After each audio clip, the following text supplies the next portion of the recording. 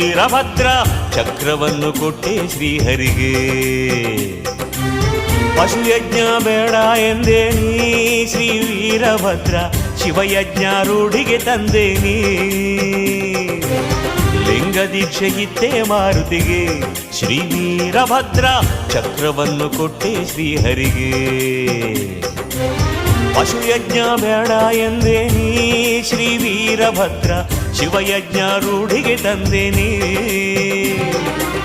ಗುಕ್ಕುಳವ ಹೊತ್ತೇನಿ, ಒಡಪುಗಳ ನುಡಿದೇನಿ, ಪುರವಂತ ಹೆಸರನ್ನು ಶಿವನಿಂದ ಪಡೆದೇನಿ. ಶಿವಲೋಕದಿ ಘನವೀರನು ಎನ್ನುವಂಥ ಪಟ್ಟ ಕಟ್ಟಿಕೊಂಡು ಮಿರಿದೆ, ರುದ್ರಕಾಳಿ ಮಗನೂ ನೀನಯ್ಯ ಶ್ರೀ ವೀರಭದ್ರ, ಭದ್ರಕಾಳಿ ಪತಿಯೂ ನೀನಯ್ಯ. ರುದ್ರಕಾಳಿ ಮಗನೂ ನೀನಯ್ಯ ಶ್ರೀ ವೀರಭದ್ರ, ಭದ್ರಕಾಳಿ ಪತಿ.